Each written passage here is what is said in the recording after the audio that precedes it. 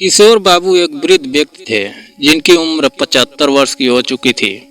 उनका शरीर उम्र के हिसाब से थक चुका था, लेकिन दिल में वो पहले जैसा ही ऊर्जा से भरपूर महसूस करते थे। किशोर बाबू का एक बेटा था राघव, जो अब शादीशुदा था और अपनी पत्नी निधि के साथ एक छोटे से शहर में रह रहा था। राघव का काम एक बड़ी कंपनी में था और वह अपनी जिंदगी में व्यस्त था।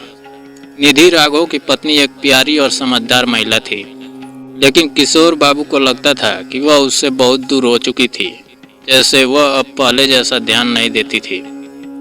वृद्धावस्था के इस अकेलेपन को महसूस करते हुए किशोर बाबू अक्सर सोचते थे कि क्या उनके बेटे और बहू ने उन्हें अकेला छोड़ दिया है। वह यह मानने लगे थे कि राघव और निधि अब उन्हें वृद्धाश्रम में भेजने का सोच रहे हैं। इस विचार ने उन्हें गहरे विचारों में डाल दिया था। इसके बाद जो होता है वह वाकई चौंकाने वाला है। ऐसे ही दिल को छू लेने वाली कहानियों के लिए हमारे चैनल को सब्सक्राइब करें और वीडियो को लाइक करना ना भूलें, ताकि आप आगे भी हमसे जुड़े रहें। एक दिन राघव और निधि ने किशोर बाबू को फोन किया और कहा कि वे उन्हें रविवार को कहीं बाहर ले जाना चाहते हैं। यह सुनकर किशोर बाबू को लगा कि शायद अब उनका बेटा और बहू उनका ध्यान रखने के लिए समय निकाल रहे हैं।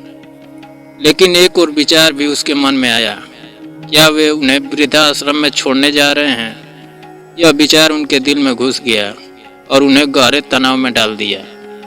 किशोर बाबू ने खुद से कहा, क्या यह सच है? क्या मेरे बेटे और बहू ने मुझे अकेला छोड़ने का फैसला किया है? वे लगातार इसी भ्रम में रहे। रविवार को राघव और निधि उन्हें लेने आए और किशोर बाबू ने अपने मन को समझाते हुए सोचा कि शायद यह उनका भ्रम है।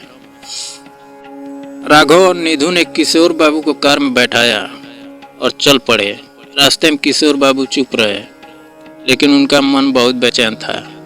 उन्हें लग रहा था कि यात्रा का उद्देश्य वृद्धाश्रम में उन्हें छोड़ना है, लेकिन राघव और निधि के चेहरे पर कोई चिंता का संकेत नहीं था और वह अपनी बातों में व्यस्त थे।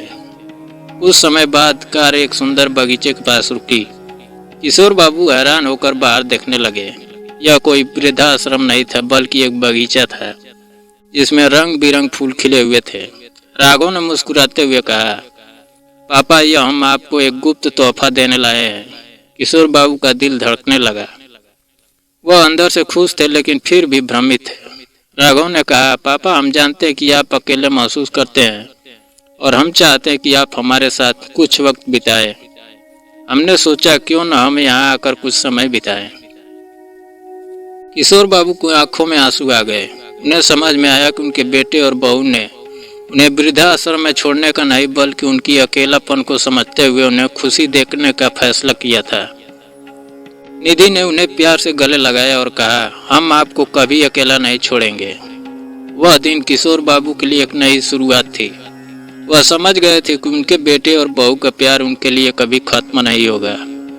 राघव और निधि ने उन्हें यह एहसास दिलाया कि परिवार में प्यार और समर्थन कभी भी खत्म नहीं होता। उस दिन के बाद किशोर बाबू ने अपने जीवन को नए दृष्टिकोण से देखा। वह न केवल अपने परिवार से जुड़ गए, बल्कि उन्होंने यह भी जाना कि रिश्तों की सच्ची ताकत समय और उम्र से नहीं, बल्कि प्यार और समझ से आती है। किशोर बाबू का दिल अब हल्का और खुश था। उन्होंने पुराने विचारों को त्याग दिया और अपने परिवार के साथ हर पल का आनंद लेने का फैसला किया, और इस तरह से उनके जीवन में एक नया अध्याय शुरू हुआ जो प्यार और समझ से भरपूर था। यह कहानी हमें यह सिखाती है कि हमेशा अपने परिवार के साथ जुड़े रहें और रिश्तों को समझदारी से निभाएं। कभी कभी हमें अपने भ्रम और संदेहों को छोड़ देना चाहिए, क्योंकि परिवार के साथ सदस्य हमेशा हमारे साथ होते हैं, चाहे वे किसी भी रूप में हमें समर्थन देते हो।